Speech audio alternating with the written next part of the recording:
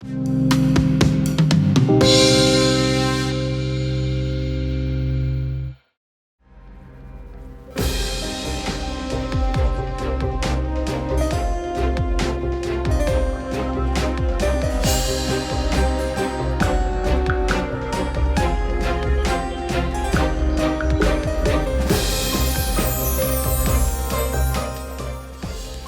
a todos, bienvenidos al universo de los libros. Profesor Rivas.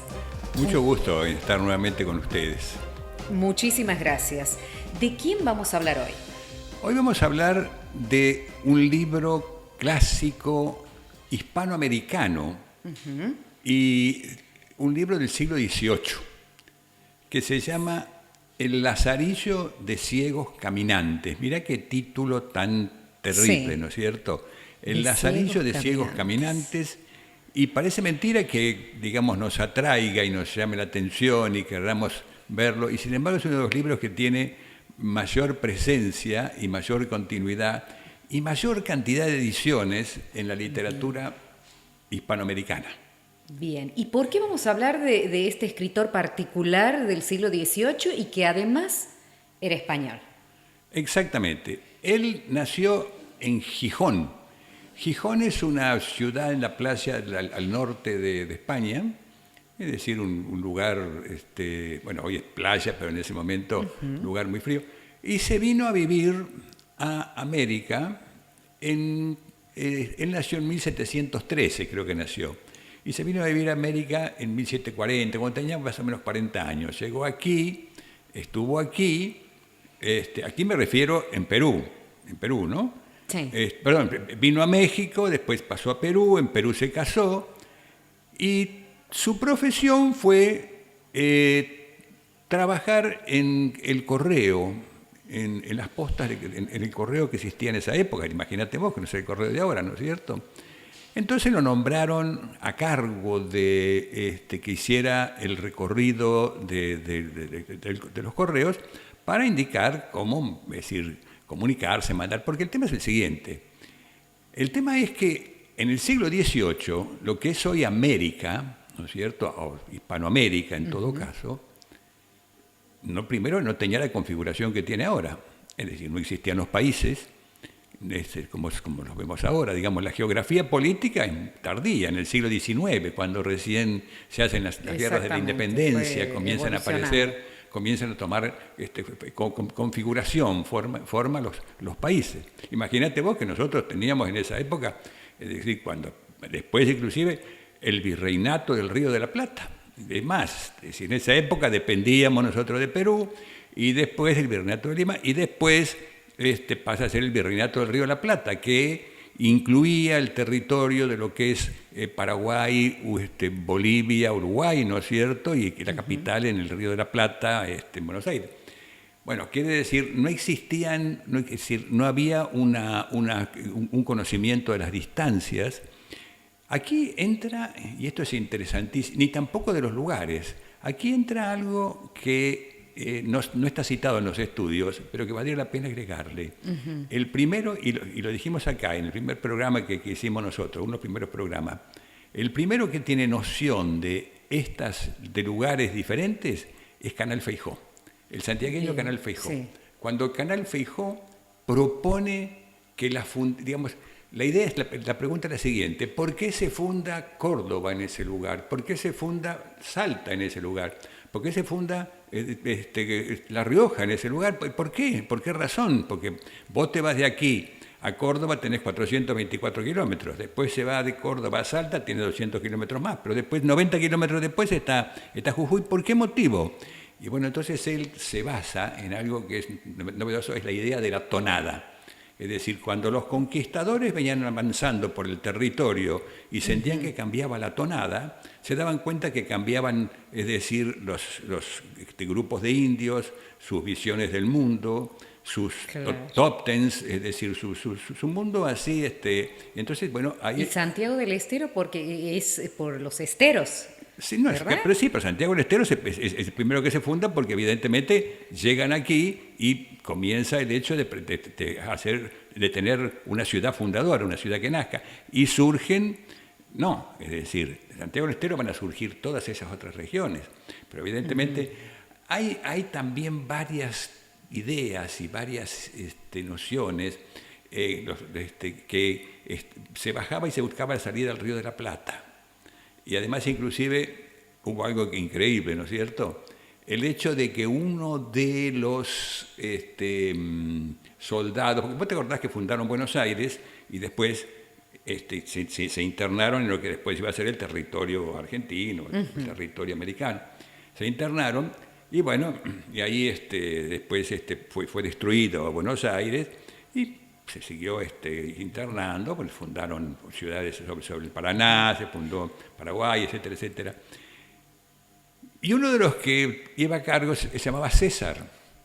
César muere y entonces, al morir, toman la versión, es decir, antigua, de que ahí estaba la ciudad del César, la ciudad de los Césares. La ciudad de los Césares mitológicamente es una ciudad que era de oro y piedrería. Entonces, buscando eso, esa es una versión. La otra versión, por supuesto, es el hecho de que está a la altura de La Serena, en Chile. Por eso, cuando yo preguntaba en clase muchas veces, ¿cuál es la ciudad hermana de Santiago del Estero? Entonces se quedaban así mirándome. La ciudad hermana de Santiago del Estero es La Serena en Chile. La Serena. Porque está a la misma altura. Y entonces, ¿qué es la misma altura? ¿Por qué razón? Porque se traza así un ángulo imaginario que viene, digamos, desde el Pacífico hacia el norte, y entonces ahí está Santiago en el vértice. Y por ese motivo se crea ahí. Pero bueno, pero sigamos aquí. Volviendo al escritor, Cóncolor Corvo, no sé si lo pronuncio bien. Sí, señor. Ese fue el siguiente, es decir, Carrió de la Bandera consigue esta tarea en el Correo, y el Correo, ¿qué es lo que tenía que hacer? ¿Cuál es esa tarea de postas? Él tenía que recorrer el territorio con el cual se comunicaban las ciudades. Por supuesto, es decir, no había, pensemos que en esa época no había, por supuesto, medios de comunicación modernos, ¿te das cuenta? No había tampoco los medios, ni teléfonos, ni calles, ni rutas, ni guías turísticas, no había nada. Es decir, todo eso había que conocerlo. Entonces, Alonso Carrió de la Bandera hace lo mismo que habían hecho los conquistadores. ¿Qué hacían los conquistadores cuando entran en el territorio americano? Bueno, empiezan a recorrer y van conociendo, es decir, es lo mismo que hacen los hermanos Wagner aquí. Claro. Van recorriendo y van conociendo. Entonces, no saben lo que van a encontrar. Bueno, así hizo Colón cuando llegó acá, ¿no es cierto? Sí. Se metió, por supuesto, y tampoco sabía lo que iba a encontrar.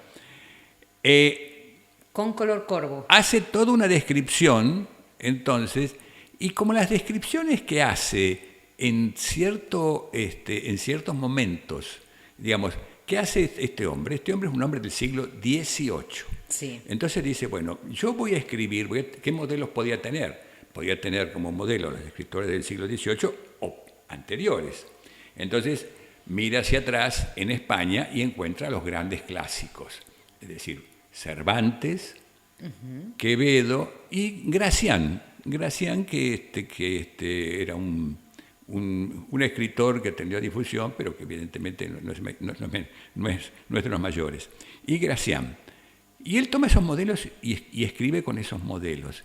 Al mismo tiempo, por esa época, en Francia, territorio prohibido, ¿no es cierto?, por sus ideas, pero que las toma, digamos así, aparece Voltaire, ¿no es cierto? El hombre, sí, exactamente, el hombre más brillante del siglo XVIII. Que Voltaire, que era tenía una capacidad de sátira y de poder burlarse así de los demás, que era tremendo. Entonces, él, con la mezcla de ambos, va contando, decide ir anotando, digamos, ¿qué es lo que ocurre? América se conocía a través de, digamos, la América que se podía enviar o transmitir, era a través de la escritura. No es como ahora Claro. que, por ejemplo, vemos acá ocurre tal cosa y entonces directamente por televisión te enfocan una parte del mundo y es actual. No, en esa época era por medio de la escritura. Entonces se van enviando informes de cómo eran esos lugares. Al Bien. enviar todos estos informes y el lenguaje que empleaba, y entonces toca cosas y toca lugares y toca poderes que no había que tocar, y entonces se encuentra con la posibilidad de que agarre esa institución siniestra que fue la Inquisición, ¿no es cierto? Y bueno, Antes de preguntarle por qué tuvo problemas con la Inquisición, sí, es quién era Cóncolon Corvo. no. Lo que pasa es que él entonces, vuelvo al tema este, ya para no Sí, dejarte ahí. estoy todavía con Bueno, esa palabra, me costó bueno, mucho. sí. Es que fíjate vos, con color corvo significa en última instancia con Sí, color de cuervo. ahora sí. Claro, con color de cuervo. Es decir, digamos como. Pero era es decir, es un personaje que inventó él. Ah, era un personaje. Él inventó un personaje, Bien. es decir, él inventó para evitar tener problemas con las autoridades y para evitar tener problemas inclusive con la Inquisición y tener problemas con todo esto, entonces inventa que esto que cuenta el libro y estas historias que está contando, las narra un personaje que se llama Con Color Corvo. Ah, Es decir, bien. lo imagina para que los que estaban en España y las autoridades que podían estar también en esos países, Sí. que no se caracterizaban, por cierto, por la rapidez mental, ni por la cultura, ni mucho menos, creyeran que era otro. Pero esto esto de inventar personajes y que se lo crean las autoridades o que se lo crean, digamos, en lugares académicos y todo, es una tradición viejísima. Es decir, esto hay en todos los países. Ah, Pero él lo invita. Vos fíjate que en la literatura inglesa están los famosos poemas de Ossian. Ossian, que es un poeta que escribe una poesía de un prerromanticismo griego, por decirlo así. Y era un personaje, era un claro. invento. Simplemente alguien que quería publicar cosas para que se publicaran. Bueno, otra cosa muy común, las mujeres que en esa época, es decir, durante muchísimo tiempo y hasta comienzo inclusive de una de las grandes renovaciones del siglo XIX, fue la aparición de Victoria Ocampo. Victoria Ocampo, decía, quien se le criticaba por muchas cosas, pero fue la primera gran feminista. Es decir, Sí, entonces sí. es la que empezó a poner que se firma con el nombre. Pero fíjate vos que escritoras españolas o escritoras inglesas, es decir, firmaban con nombres de varones, ¿no? Inclusive las hermanas, las autoras, la autora del Cumbre Borrascosas, eran 4 hermanas, la Bronte o Brontë, ¿no es cierto? Es decir, firmaron con el nombre del hermano, porque no estaba bien que la mujer escribiera. Así que Claro. fíjate vos, quiere decir, entonces se inventaba un personaje. Se inventaba un personaje, ¿no? Es decir, entonces tenía Claro, y porque, ahora por me va... ejemplo, vos fíjate que Chopin, nada menos que Chopin, ¿no es cierto?, tuvo un romance con George Sand, con Jorge Sand, ¿no?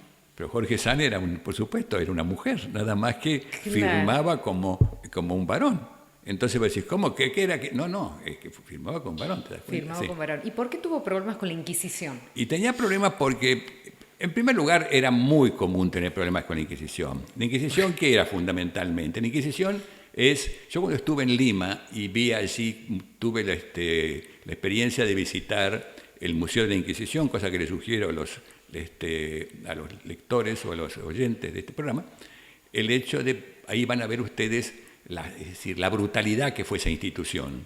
Es terrible, es decir, las formas de torturas refinadas, y simplemente se guiaban por la difamación. Por la difamación quiere decir, vos le tenías bronca a alguien, lo difamabas, lo acusabas de que tenía tratos. Bueno, eso ocurría cuando vimos el otro día que hablamos nosotros acá de la letra escarlata. Es decir, ¿qué se hacía? Se acusaba entonces de que tenía tratos con el diablo, de que no sé cuánto. Entonces, bueno, Exactamente. se los quemaban y cosas. Eso era muy, muy común. Entonces no es esta institución por eso ha sido tenebrosa. Y él, para evitar esto, entonces le atribuyó a Concolor Corvo. Y es más, bien. inclusive inventó también a otros personajes como un cura y otros que traducían, escribían latines, lo escribían en latín para que fuera de lo más accesible. Aquí traje, que vos vas a leer ahora que lo lees también siempre, A ver, traje vamos a ver. un fragmento de Lazarillo, es decir, él está recorriendo, y lo que está recorriendo, él llega hasta Buenos Aires, ¿no? En camino. Pero lo notable es que él, por ejemplo, da la distancia que hay de las postas de un lugar a otro, las postas donde se cambiaban caballos, por supuesto, da sobre el estado de los caminos, sobre los alimentos que se pueden encontrar, las costumbres de los pueblos, todo esto lo va reflejando, por eso es un tesoro. Bueno, pero es un viajero, pasó por Santiago. Sí, sí, también. entonces él viaja, bueno, y él entonces va, es decir, de Córdoba a todo esto, cuando llega, el siguiente lugar que para es Vinará, ¿no? Para que fíjate vos, la posta de Vinará, donde después se encuentra, y después, es decir, llega a Santiago, y en Santiago, es decir, toma y cuenta, yo traje para que veas cómo contaba él, cómo eran los lugares, para que cuente vos, digamos, su experiencia en Santiago, a ver cómo la escribe. Toda la gente del Tucumán asegura que los santiaguinos son los mejores soldados de aquella provincia y el terror de los indios del Chaco. El tiempo de guerra tenían continuamente colgado al arzón de la silla un costalillo de maíz tostado, con sus chifles de agua, que así llamaban a los grandes cuernos del buey en el que cargaban y que es mueble muy usado en toda esta provincia. Y con esta sola prevención eran los primeros que se presentaban en campaña a cualquier rumor de los enemigos. Al presente hay paces con los más inmediatos de los indios. En el interior hay muchos, en número, valor y situación de terreno.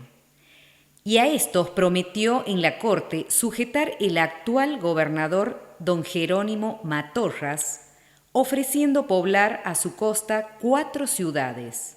Extraordinario servicio si pudiera conducir colonos de las Flandes y catones católicos. Antes de salir de esta jurisdicción, voy a proponer un problema a los sabios de Lima. Atravesando cierto español, estos montes en tiempo de guerra con los indios del Chaco. Se vio preciado una noche a dar descanso a su caballo, que amarró a un tronco con un lazo dilatado para que pudiese pastar cómodamente. Y por no perder tiempo, se echó a dormir un rato bajo un árbol frondoso, poniendo cerca de su cabeza una carabina proveída de 2 balas. A pocos instantes sintió que le despertaban levantándole de un brazo, y se halló con un indio bárbaro, armado de una lanza y con su carabina en la mano, quien le dijo con serenidad: Español, haz tum. Pum. Pum, pum. Esto es, que disparase para oír de cerca el ruido de la carabina. El español, echando un pie atrás, levantó el gatillo y le encajó entre el pecho y la espalda las 2 balas al indio, que quedó tendido. ¿Ves? ¿Te das cuenta vos la forma como, digamos, él describía y contaba siempre contaba, y eso proviene de Voltaire, ¿no es cierto? Bien. Siempre contaba algún episodio que pudiera ser divertido, algún episodio que pudiera ser pintoresco de esos lugares, ¿no? Exactamente. Sí, Con tuve lo un cual- problema con el tum y era un pum, Claro, pero claro, bueno, evidentemente, lo dejamos pasar. Claro, no, por supuesto, no, eso además es una onomatopeya, ¿no? Evidentemente, esta era la razón. Bueno, lo que nos importa a nosotros, volviendo a esto de Lazarillo, de Ciegos Caminantes, es empieza empieza a describirse, a narrarse, a contarse América. Es decir, hasta entonces todo permanecía como, digamos, como si fuera un todo, sin identidades adentro. Digamos, no había diferenciaciones. Entonces no había países, no había rutas, no había caminos, no había diferencia de pueblos, que es lo que va a ir dando los Arroyo de la Bandera, ¿no? Lo importante es que él no es para nada un transgresor, un hombre que haga algo al contrario. Después, al final, terminó siendo reconocido y, bueno, pasó a su vida, digamos, finalizó bien. Y antes de finalizar, ¿qué autores influyeron en sus obras? Bueno, fundamentalmente, vuelvo a decirte, Cervantes y Quevedo, ¿no es cierto? Alguien más eran. Sí, y Gracián. Baltasar Gracián, que es autor del Criterio, que era un fraile que escribió así, hacían como esos acertijos de la lengua, esos juegos de lengua que por supuesto, del conceptismo, que estaban de moda, pero que eran totalmente lejanos a la realidad. Y después, Voltaire, el gran satírico francés, es decir, de quien Borges dice una frase que, siendo que él no era fanático, dice, ignorar a Voltaire o despreciar a Voltaire es una de las formas más comunes de la estupidez. Así que para que más o menos tengamos una idea, ¿no es cierto?, de esto. Pero, perfecto. Es decir, nos queda este libro, que es una joya, ¿no es cierto?, que se ha conservado, que ha sido estudiado, que ha sido reeditado infinidad de veces, ¿no es cierto?, por el hecho de digamos, la novedad que tiene. Después de esto, digamos, sigue el siglo XIX, XVIII, y comienza el XIX. No te olvides vos que, volviendo a Canal Feijó, que cuando él escribe su primera obra, de su primer drama, su primera tragedia, es Pasión y muerte de Silverio Leguizamón, que la ubica en el siglo XVIII. ¿Por qué? Porque en el siglo XVIII, a fines del siglo XVIII, comienza a formarse en nuestros países, o lo que van a ser, digamos, nuestros países, la idea de independencia. Es decir, los españoles de América, criollos, que se los llamará después, ¿no es cierto?, los españoles de América, porque había nada más que españoles de América y españoles de España, ¿no? Los enfrentamientos que hacían, fíjate, en época de San Martín y todo, pues San Martín había peleado en España y después vino para acá. Bueno, todo esto eran diferencias hasta que comienza a surgir la idea de que el español americano, ¿no es cierto?, el criollo, ¿no es cierto?, tenía que ser dueño de esas tierras. Perfecto. En el sur que esto. Bueno, y el Lazarillo de Ciegos Caminantes es un testimonio de esto. Bueno, muchísimas gracias, profesor Rivas, una vez más por acompañarnos y socializar lo que sabe. Ha sido un gusto estar con ustedes. Bueno, y nosotros nos encontramos la próxima con más Universo de los Libros.